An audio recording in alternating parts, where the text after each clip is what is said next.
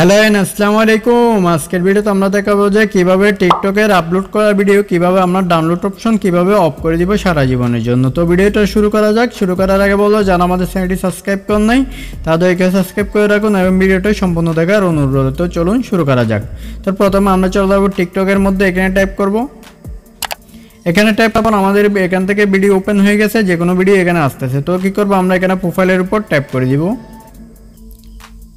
প্রোফাইলের উপর ট্যাপ করার পর এখান থেকে আমাদের আপলোড করা ভিডিওগুলো এখানে শো করতেছে। এখান থেকে যতগুলো ভিডিও আপলোড করছি এখান থেকে এই ভিডিওগুলো আমাদের এখানে শো করতেছে। এখান থেকে চাইলে যে কোনো কেউ আমাদের আইডির মধ্যে ঢুকে কি করতে পারে, এই ভিডিওগুলো ডাউনলোড করতে পারবে। তো কি করব, আমরা এই ভিডিওগুলো ডাউনলোড করার অপশনটা কি করে দিব, আমরা অফ করে দিব। অফ করার জন্য আমরা এখানে ট্যাপ করব। এখানে ট্যাপ করার পর এখান থেকে বলতে সেটিংস এন্ড প্রাইভেসির উপর আমরা ট্যাপ করব। সেটিংস এন্ড প্রাইভেসির উপর ট্যাপ করার পর এখান থেকে সেটিংসগুলো শো করতেছে। এখান থেকে কি করব, আমরা প্রাইভেসির উপর ট্যাপ করব। প্রাইভেসির উপর ট্যাপ করার পর এখান থেকে যতগুলো প্রাইভেসি আছে এখানে সবগুলো শো করতেছে। আমরা একটু নিচে চলে যাব। এখান থেকে আমরা কি করব, এখানে ট্যাপ করে দিব। এখানে ট্যাপ করার পর দেখেন এই অপশনটা ভিডিও ডাউনলোড অপশনটা কি আছে আমাদের অন করা আছে। অন করা থাকা অবস্থায় কি হচ্ছে, আমাদের ভিডিওগুলো চাইলে যে কোনো কেউ ডাউনলোড করতে পারতেছে। তো কি করব, আমরা এখানে ট্যাপ করে দিব এটা বন্ধ করার জন্য।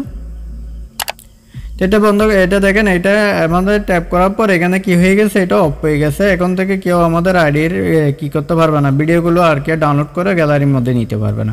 তো এইভাবেও কি করতে পারেন, আপনার ভিডিওগুলো ডাউনলোড অপশন বন্ধ করে দিতে পারেন। তো আজকের ভিডিও পর্যন্ত। ভিডিও ভালো লাগলে অবশ্যই চ্যানেলটি সাবস্ক্রাইব করবেন। ধন্যবাদ।